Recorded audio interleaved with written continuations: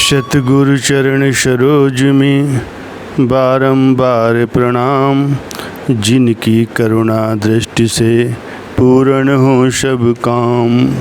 महाकठिन भव रोग की औषधि केवल नाम।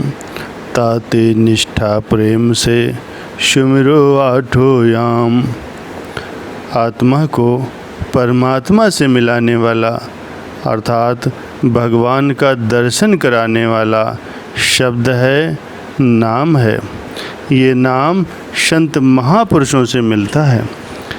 महापुरुषों की आवश्यकता को बतलाते हुए संतों ने कहा है कि जो कोई जिज्ञासु सद्गुरु की शरण में ज्ञान प्राप्त करता है अर्थात आत्म कल्याण के मार्ग पर चलता है, सद्गुरु के वचनों पर आचरण करता है, उनकी आज्ञा के अनुसार जीवन यापन करता है, वही सच्चे सुख को जीवन में पाता है। सद्गुरु से सहज ही सत्यता और वास्तविकता का बोध होता है अर्थात मानुष जन्म की महत्ता का पता चलता है और जीव मोक्ष पद का अधिकारी बनता है। कई जन्मों के पूर्व पुण्यों के प्रताप से सद्गुरु की प्राप्ति होती है। वे सत्यता के ज्ञाता हैं, परम पिता परमात्मा के साक्षात स्वरूप होते हैं।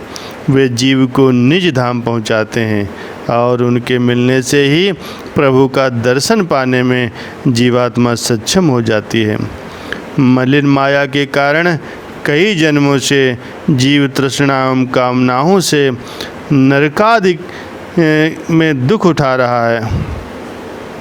वो तृष्णा की अग्नि सद्गुरु के मार्गदर्शन में चलने से संतोष धन की प्राप्त होने से शांत हो जाती है। मन में परम शांति का वास हो जाता है। सद्गुरु की पावन संगत में ही मन पवित्र होता है।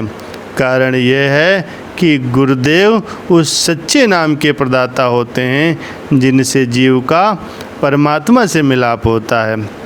सद्गुरु की प्राप्ति के बिना जीव संशय भ्रम में पड़ कर के भटकता रहता है। उसे सच्चे नाम की प्राप्ति नहीं होती।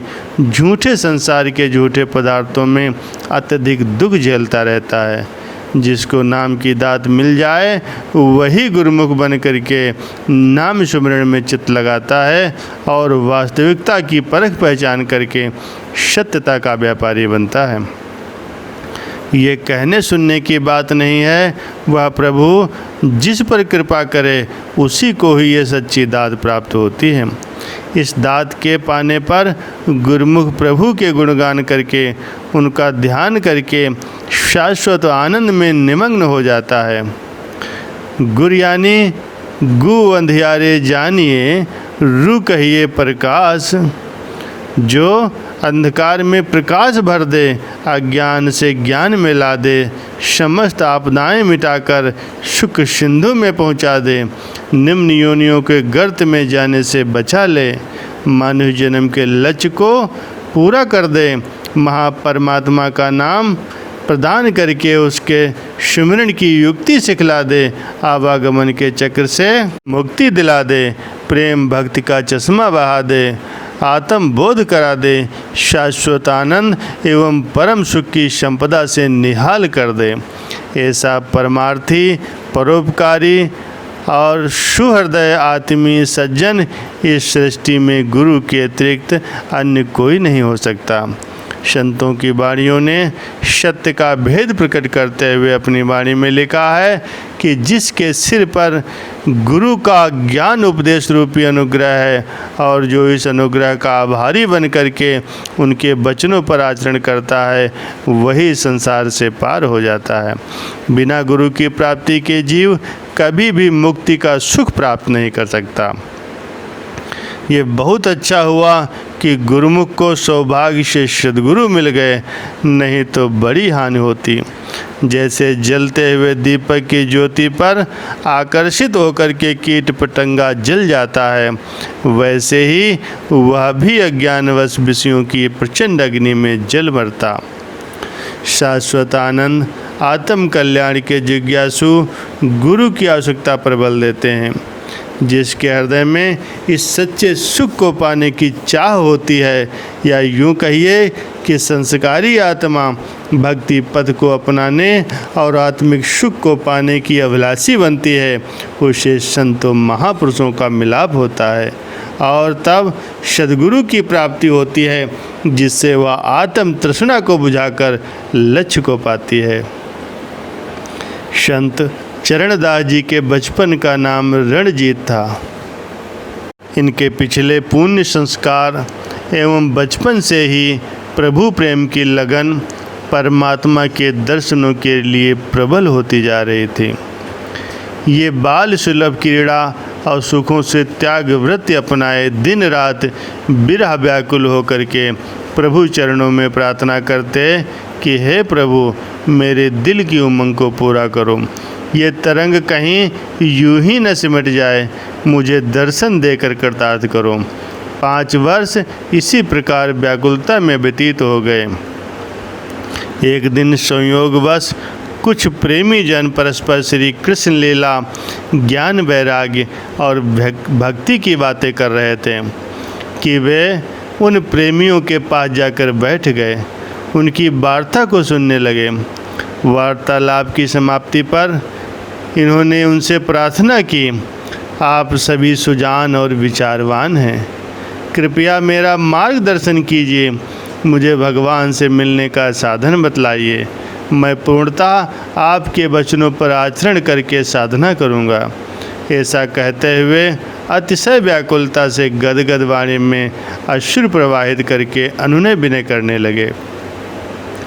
उनमें से एक ने इनके प्रेम की व्याकुलता को देखकर कहा, वत्स, प्रेम ही प्रभु से मिलाने वाला है।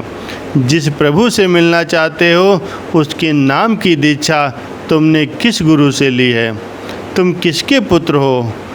पूर्ण गुरु ही परमात्मा के दर्शन कराने के लिए नाम की युक्ति बतलाते हैं, सत्य पथ दर्शाते हैं, अन्यथा प्रेम की तरंग उमंग बनकर ही रह जाती है। रणजीत जी ने कहा कि मैंने तो कोई गुरु धारण नहीं किया है।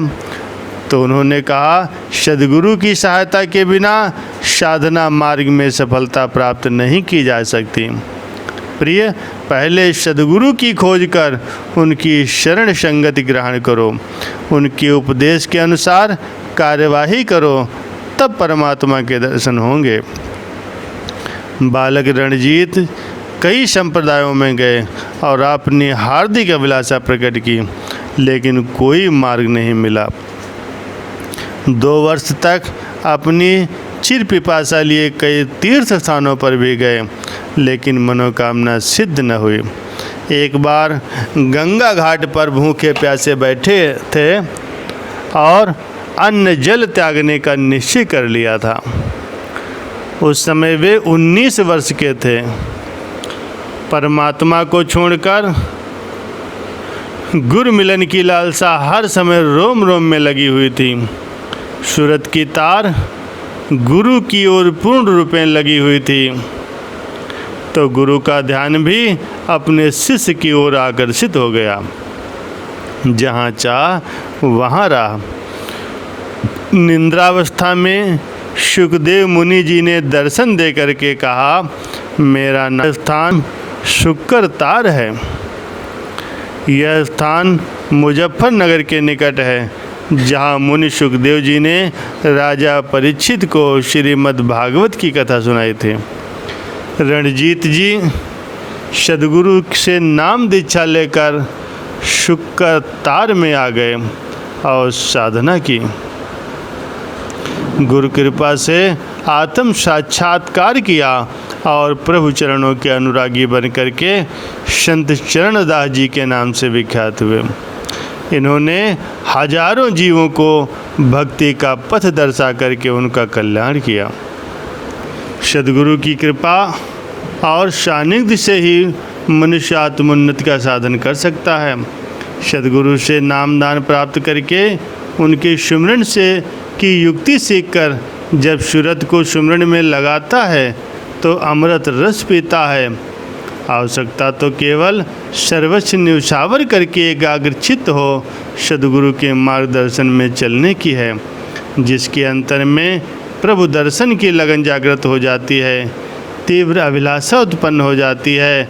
सद्गुरु की कृपा, उनके सानिध्य से ही मनुष्य आत्मोन्नति का साधन कर सकता है। सद्गुरु से नामदान प्राप्त करके उसके सुमिरन की युक्ति सीखकर जब सूरत को सुमिरन में लगाता है तो अमृत रस पीता है।